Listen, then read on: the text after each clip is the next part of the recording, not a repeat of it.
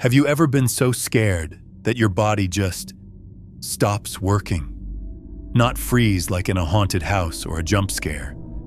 I'm talking about real horror, the kind that hits you in your spine first, then crawls into your stomach and grabs hold of your lungs. I've felt that. And it all started in aisle 12. I used to work night security for a shipping warehouse just outside Jacksonville. Well, nothing special. Mostly auto parts and sealed crates bound for overseas, graveyard shift from 10 p.m. to 6 a.m. So the building was actually huge, cold, echoey, and at night, it sounded like it breathed. And it started simple. I was watching the motion sensors, like always. Each aisle has a green LED. If it flashes, that means movement. Usually it's just rats, so I just ignore it. But for 5 nights in a row, aisle 12 kept triggering. Every single night. At the same time, just past 2:30 a.m., I thought maybe it was a broken sensor. So on night 6, I got curious and decided to check it out. I left the booth with a flashlight and walked down the corridor towards the aisle. Now here's what I need you to understand. Warehouse aisles aren't like the ones at Walmart. They're huge, like really huge. Some towering shelves 20 feet high, stacked with pallets. And the crates were so thick that the walls seemed to close in on you. When I turned into aisle 12, the first thing I noticed was the temperature. It was freezing, but the thing is, I hadn't left an air vent open, and yet the air felt sharp, like breathing in ice. And that's when I heard it. It was a dry scraping sound, like something dragging across the concrete. So I aimed my flashlight ahead to check if someone was there. Nothing. Just rows of boxes and stacked frames. Nothing unusual. So I decided to check the other parts, and that's when I felt a movement. It was fast, low to the ground, and it moved in a way that immediately felt wrong. But I caught just a glimpse of it slithering behind a pallet at the far end of the aisle. It was too quick to be a rat and far too long to be a cat or any animal that belonged in that building. I started to feel like something was wrong. So I took a few cautious steps forward, and with each one, the sound of my boots striking the concrete echoed louder than I liked. Then I heard it again, that dry, scraping noise. Only this time, the sound came from behind me.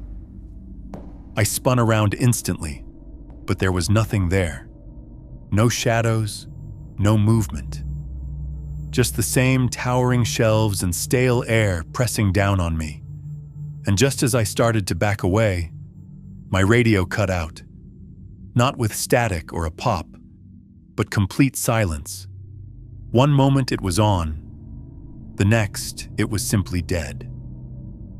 And then, without warning, the overhead lights in the aisle shut off all at once. It was like someone had thrown a switch. Suddenly, I was standing in complete darkness. The only thing saving me from total blindness was the narrow cone of light from my flashlight. And then, I saw it. At first, it was only a silhouette, a shape on the floor, crawling towards me. Its limbs moved like they were dislocated, bent the wrong way, and were twitching violently. It lifted its head and turned in my direction. And that's when I saw its face. Or rather, the absence of one. There were no eyes, no mouth, no nose.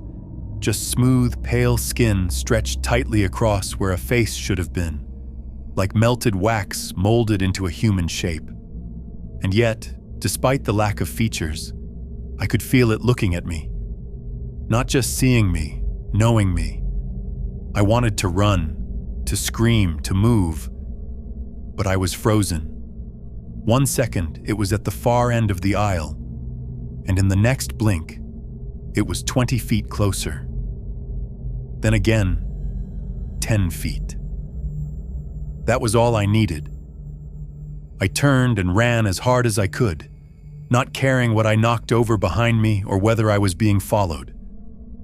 I jumped all the way down the corridor and into the monitoring room, slamming the door shut behind me and locking it with trembling hands. I didn't check the cameras until hours later, when the sun was up. Then I reviewed the footage from aisle 12 and went through it frame by frame, hoping it was nothing. And I saw exactly what I feared. For the first several minutes, the feed was normal. No movement, no glitches. But then, at exactly 2:33:17 a.m., something appeared in the frame. Just for a single second, it stood at the far end of the aisle, arms outstretched in an unnatural pose. At 2:33:18, it was gone. By 2:33:22, it had reappeared, this time closer. Then, at 2:33:25, it stood right in front of the camera, pressed against the lens. Its eyeless face was tilted sideways, like it was trying to force its way through the screen. The next 10 seconds were nothing but static.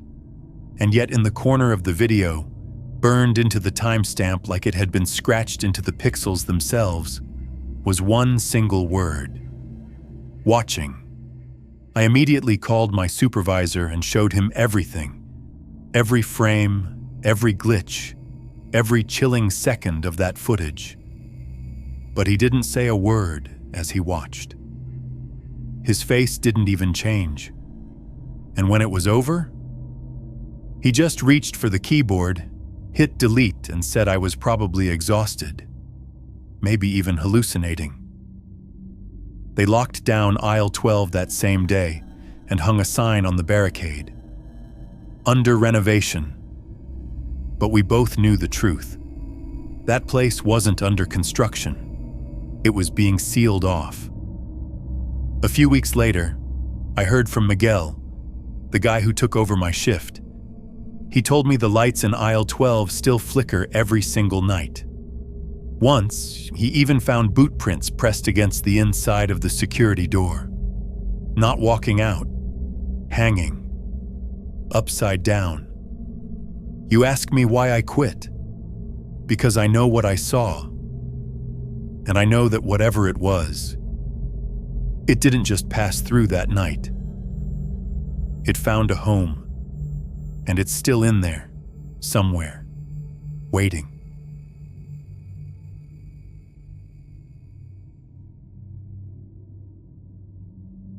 Most people think hospitals are always busy, full of patients, nurses, machines beeping, doors swinging open and shut every second.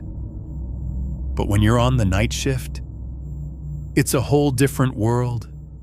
Empty halls, dim lights. Every sound echoes like it's alive. You start noticing things you'd never hear during the day. The hum of fluorescent bulbs, the click of a coffee machine cycling for no one. So I'd been doing overnight security at a hospital in Mexico City for a little over a year. It's a quiet gig, decent pay. You clock in, make your rounds, keep your eyes on the monitors, and stay awake until sunrise. But on October 3rd, around 3:15 in the morning, something happened that still makes me feel cold just thinking about it. I was in the security office, reviewing footage from earlier that evening. Everything was normal. Reception was empty. All wings locked. Most of the patients were asleep. Nurses were quiet. But then, out of the corner of my eye, I noticed something on the live monitor. The service elevator to the East Wing had just opened. That in itself wouldn't be strange, except that wing had been shut down for years. The East Wing was sealed after an asbestos leak and a fire that damaged the upper floors, including the old maternity ward. No one was supposed to be using that elevator. It shouldn't have even been powered. But there it was, open. I stared at the monitor, waiting for someone to step out. A nurse? A maintenance worker? No one did. The elevator just sat there, wide open, empty. Then, after about 10 seconds, the doors slowly closed again. I shook it off, figuring maybe there was a power glitch or a delayed response. But just as I leaned back, it opened again. Same thing. Empty. But this time, something felt wrong. I couldn't explain it. There wasn't any noise, no alert, but my whole body went cold. I checked the access logs. No one had called the elevator. No keycard swipes. Nothing. So I pulled up the secondary feed, and that's when everything changed. At first, the footage showed nothing out of the ordinary, just the elevator doors opening again, still empty. But as I watched more closely, I saw something step inside. Only, it wasn't a person. It looked like a shadow. It just moved on its own, like smoke sliding across glass, flickering in and out of frame as if it couldn't decide whether it belonged there at all. There were no footsteps, no sounds, just that shape. It entered the elevator, then the doors closed, and then the panel above lit up and the elevator was going up to floor 3, the maternity ward. I felt my skin crawl. That ward had been sealed off since before I even got the job. No power, no maintenance, no patients. Just dust, broken cribs, and collapsed ceiling tiles. And yet, the elevator was rising like it had somewhere to go. Like something had told it exactly where to go. I pulled up the camera feed for the maternity hallway, but there was no signal. Then, the screen blinked, and for half a second, just half, I saw it again. That same flickering shadow stepping out of the elevator onto the empty hallway. Only this time, it moved differently, and right behind it, standing just inside the elevator, was a woman. She was pale, soaked, and she held something in her arms. I blinked for a second, and she was gone. The hallway feed cut out again, and the screen turned black. I sat frozen. I didn't know whether to run, call someone, or just pretend none of it happened. I rewound the footage, frame by frame. Nothing, just the empty elevator. No woman, no bundle, not even the shadow. It was as if the feed had recorded something that wasn't meant to be seen, and then erased it the moment I looked too close. I tried calling the front desk to check if anyone had been on that floor. No answer. I called again. Nothing. I decided to go check the elevator myself, but the moment I stepped into the corridor leading to the east wing, I swear the air changed. The hallway was colder. My footsteps sounded off, like the floor didn't want to echo. When I got to the elevator, the doors were shut. I pressed the call button. No response. So I looked down, and that's when I saw it. Wet footprints. Tiny footprints. Of a baby. That was the last night I worked alone. I told my supervisor everything. He just nodded, like maybe I wasn't the first to see something like that. They installed a motion sensor outside that elevator. It's gone off 4 times since then, always around 3:15 a.m. Every time we check the footage, nothing's there. But I know what I saw, still taking it up to that empty floor, still holding what she lost. And if you ever hear the sound of an elevator in a building where no one should be riding one, I swear on God, please take the stairs. If you found these stories as unsettling as we did, drop a like. It really helps us bring you more real, spine-tingling encounters. Got your own strange experience or theory? Tell us in the comments. We actually read them. And if you want more true, creepy footage breakdowns, subscribe and turn on notifications so you don't miss the next one. Because sometimes, the scariest things aren't made up. They're just caught on camera.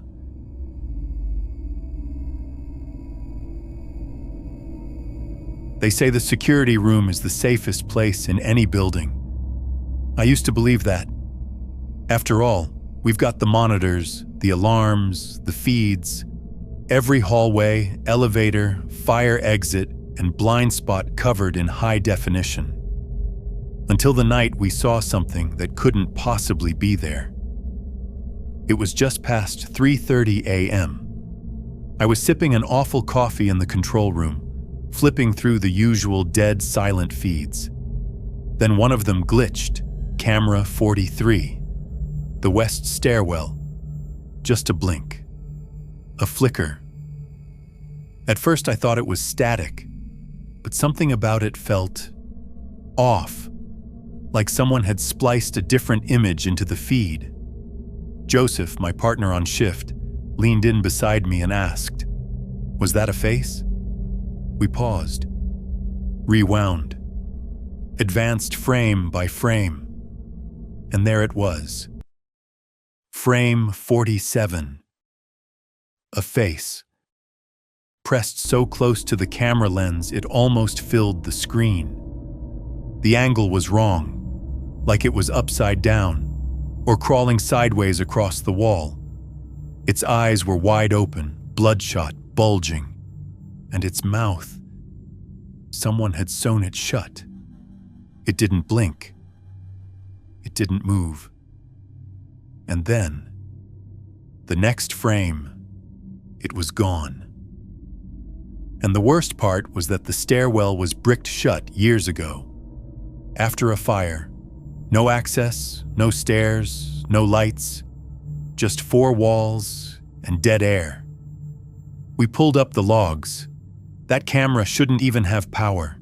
No motion sensors, no heat readings, just one dead hallway. But at 3:33 a.m., every July 14th, it shows up. The manager knew about it. When we showed him the footage, he just nodded and asked quietly. It was 3:33, wasn't it? They'd seen it before. Every year. Same camera, same time, same face. They replaced the wires, swapped the camera, even sealed the walls with reinforced steel. But the face keeps returning. And now, every July 14th, I don't sleep. I don't look at screens, and I stay the hell away from anything with a reflection. Because ever since that night, sometimes I see that face in places it shouldn't be. And in my dreams, the stitches are gone.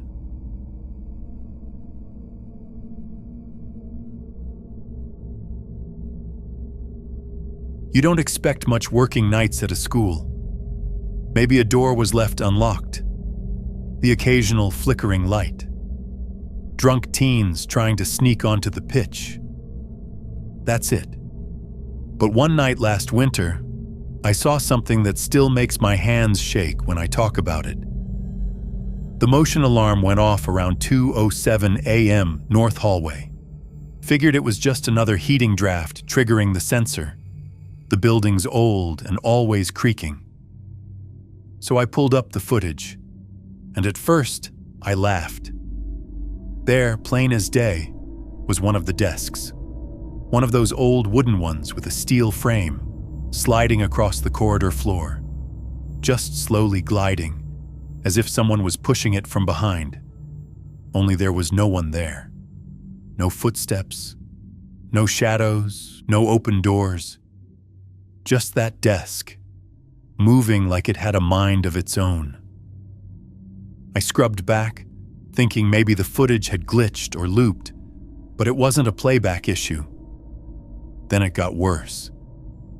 The desk didn't just slide, it suddenly lifted off the ground, like it had been yanked straight up, and then it slammed sideways into the wall.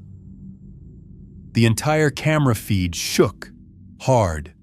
The hallway lights flickered violently, almost in rhythm with the crash. The problem is, the camera system and the lights, they're on completely separate circuits. They're not supposed to affect each other. I sat there, staring at the screen, my stomach turning over. It didn't feel like a prank. There was something aggressive about it, like whatever moved that desk didn't want to scare someone. It wanted to hurt someone. Still, I had to check it out. I grabbed my torch, keyed the north wing, and walked the corridor with my heart hammering in my ears. When I got there, the hallway was dead silent. Not cold, silent. The kind of quiet where even your own breathing sounds too loud. And the desk? It was right back in its original spot, perfectly aligned against the wall. Not a scratch on the floor, no dents on the plaster. Nothing to prove it ever moved.